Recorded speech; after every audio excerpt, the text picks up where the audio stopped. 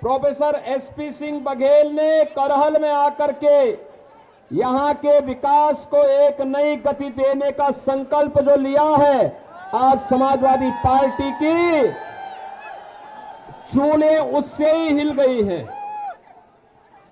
भाइयों बहनों, आज पूरे प्रदेश में जो अपार उत्साह और आशीर्वाद भारतीय जनता पार्टी की डबल इंजन की सरकार को आम जनमानस का मिल रहा है, उसके पीछे 5 साल की वह साधना है, जिस साधना के परिणाम स्वरूप आज मैं कह सकता हूं कि 5 साल पहले जो जनता जनार्दन के लिए प्रधानमंत्री मोदी जी के मार्गदर्शन और प्रेरणा में भारतीय जनता पार्टी की सरकार ने प्रदेश के अंदर बिना भेदभाव के विकास की योजनाओं को आगे बढ़ाया, सुरक्षा का एक माहौल दिया और लोक कल्याणकारी, गरीब कल्याणकारी योजनाओं को हर व्यक्ति तक बिना भेदभाव के पहुंचाया। आज उसका परिणाम है कि प्रदेश की जनता जनार्दन का आशीर्वाद भारतीय जनता पार्टी को ब्याज सहित आज प्राप्त हो रहा है। मैं इसके लिए आप सबका हृदय से अभिनंदन करता हूं, स्वागत करता हूं। भाइयों बहनों, समाजवादी पार्टी के लोग आज बौखला गए हैं। करहल में अपनी करारी हार को देखते हुए वे अब आपा खो चुके हैं।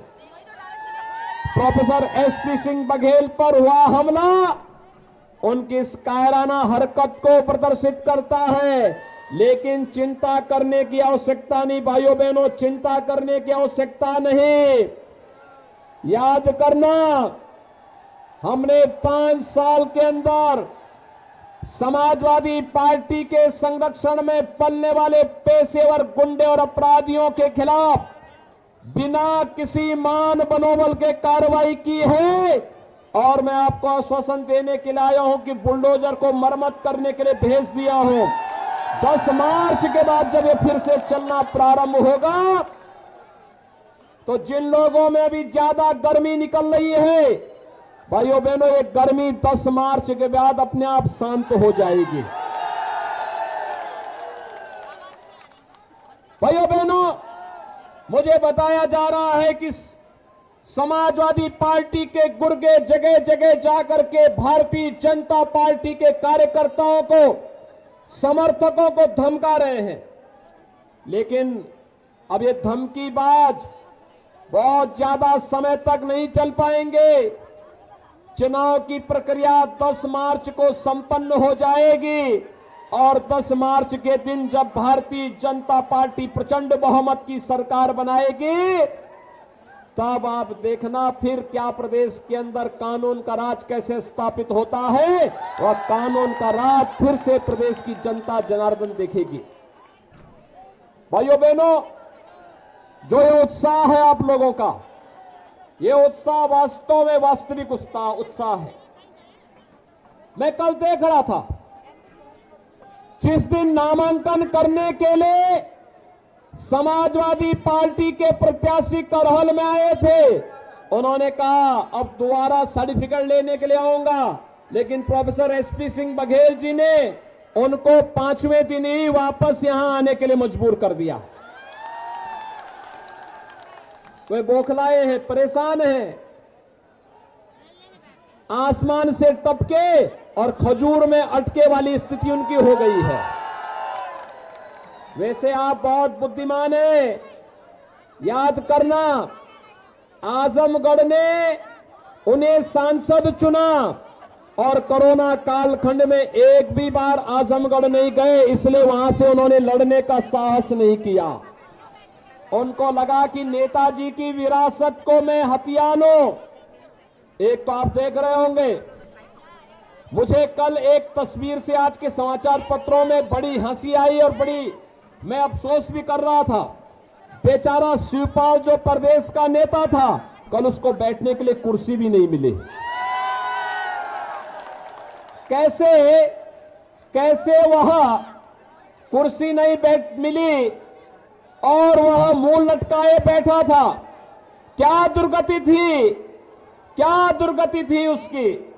और वह दुर्गति देखते हुए मुझे तो कल बड़ा लग रहा था कि कहां ये प्रदेश भर में घूमता था, हजारों लोग उनके साथ जाते थे।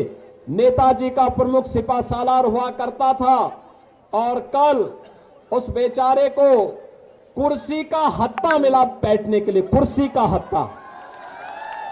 यानी आज के दिन पर अगर किसी व्यक्ति को आप दुर्गति का जीता जागता नमूना देख सकते हैं तो शिवपाल यादव उसका एक जीता जागता नमूना आपको मिल जाएगा। और दूसरा, नेताजी भी बहुत होशियार हैं। कल वे आए थे, वे जानते हैं करहल की जनता फैसला कर चुकी है कि प्रोफेसर एसपी सिंह बघेल ही उनका नेता होगा। तो नेताजी ने कल यही कहा कि भाई ठीक है, तुम लोग जो चाहो तय कर लो, अपना विधायक चुन लो। दूसरा व्यक्ति बोला जा रहा है कि नाम बोल दीजिए, नाम बोल दीजिए। वो कह रहे हैं कौन लड़ रहा है यहां से सपा का प्रत्याशी, मुझे तो पता ही नहीं है। अब ये दुर्गति हो गई हो कि बाप पुत्र का नाम न जान रहा हो। तो भाइयों बहनों, ये सपा की पूरे प्रदेश के अंदर की दुर्गति को भी प्रदर्शित करता है। और इसीलिए आज मैं आपका आह्वान करने के लिए आया हूं कि भाइयों बहनों, मैनपुरी में पहली बार भारतीय जनता पार्टी 4 की 4 सीटों पर अपनी विजय पताका फहराएगी। मैनपुरी है, करहल है, भोगांव है, किसनी है, चारों पर भारतीय जनता पार्टी जीतेगी। लेकिन इसके लिए हम लोगों को अभी भी निश्चिंत नहीं होना है, क्योंकि जिन लोगों ने प्रदेश को पूरी तरह चर करके बर्बाद करने का कार्य किया हो, जिन लोगों ने करहल को उसकी पहचान दिलाने का नहीं, मैं देख रहा था कितनी गरीबी है, कितनी बदहाल स्थिति है, कितना बेरोजगारी है और किस हद तक जाकर के लोगों का शोषण किया गया है। आज भी करहल जैसे क्षेत्र ने, जिसने प्रदेश को नेतृत्व दिया हो किसी कालखंड में, आज भाइयों बहनों यहां पर तो विकास आसमान छूते हुए दिखाई देना चाहिए था। लेकिन समाजवादी कुनबे को विकास पसंद नहीं, उनके लिए सबका साथ और सैफई खानदान का मात्र विकास, यही एकमात्र उनका नारा है, बाकी उनका कोई नारा नहीं। आपने देखा होगा उनकी संवेदना कभी गरीबों के प्रति नहीं थी, गांव के विकास के प्रति नहीं थी, नौजवान के रोजगार के लिए नहीं थी, अन्नदाता किसान की खुशहाली के लिए भी नहीं थी। उनकी संवेदना तो आतंकवादियों के प्रति थी।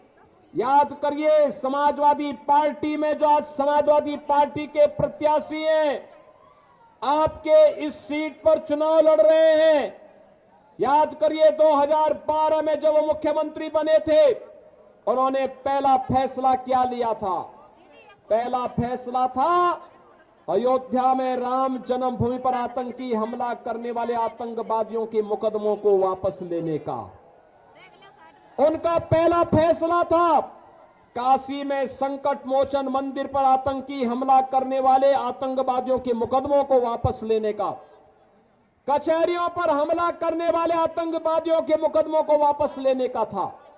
लेकिन भाइयों बहनों, आपके आशीर्वाद से, प्रधानमंत्री मोदी जी के आह्वान पर, जब उत्तर प्रदेश की जनता ने 2017 में भारतीय जनता पार्टी की सरकार बनाई और प्रोफेसर एसपी सिंह बघेल जी उस समय मंत्रिमंडल में मेरे सहयोगी बने, हमने पहला निर्णय लिया था उत्तर प्रदेश के 86 लाख किसानों का 36,000 करोड़ रुपए कर्ज माफी का। याद करिए, आपके मैनपुरी के भी हजारों किसानों का कर्ज माफ हुआ था। याद करिए, मैनपुरी के हजारों किसानों का कर्ज माफ हुआ था।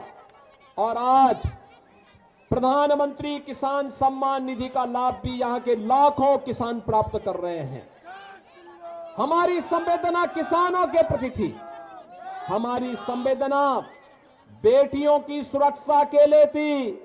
हर बेटी सुरक्षित रहेगी, इसके लिए एंटी रोमियो स्क्वाड का गठन हमारी सरकार ने उस समय किया था। और भाइयों बहनों, समाजवादी पार्टी की सरकार ने इस पूरे क्षेत्र को डार्क जोन घोषित कर दिया था। और भाइयों बहनों, हमारी सरकार आई, डार्क जोन से मुक्त करते हुए हम लोगों ने किसानों के खेत में पानी पहुंचाने की कार्रवाई को आगे बढ़ाया है। और अभी तो हम लोग भाइयों बहनों पंचनद परियोजना को आगे बढ़ाने का कार्य कर रहे हैं। पंचनद की परियोजना आगे बढ़ेगी, मैनपुरी के हर घर में शुद्ध पेयजल, घर घर घर नल की योजना पहुंचाने का काम भी हम लोग करने जा रहे हैं। भाइयों बहनों, विकास की अपनी एक सोच होती है, विकास की अपनी एक सोच होती है। आज उत्तर प्रदेश तेजी के साथ आगे बढ़ता हुआ दिखाई दे रहा है। आज उत्तर प्रदेश विकास की एक नई बुलंदियों को छू रहा है। आज उत्तर प्रदेश के अंदर व्यापारी सुरक्षित है। हमारे नौजवान के भविष्य के साथ कोई खिलवाड़ नहीं कर सकता, बहन बेटियों की इज्जत के साथ कोई खिलवाड़ नहीं कर सकता, बात बात को लेके कोई दंगा फसाद नहीं कर सकता। आज उत्तर प्रदेश के अंदर कर्फ्यू नहीं लगता। आज तो भाइयों बहनों व्यापारियों पर कोई बमबाजी भी नहीं कर सकता। आज उत्तर प्रदेश के अंदर कर्फ्यू का स्थान कांवड़ यात्रा ने ले लिया है और बमबाजी का स्थान आज जब कांवड़ यात्री हर हर बम बम का नारा लगाते हुए चलता है तो उत्तर प्रदेश की नई पहचान बन गया है।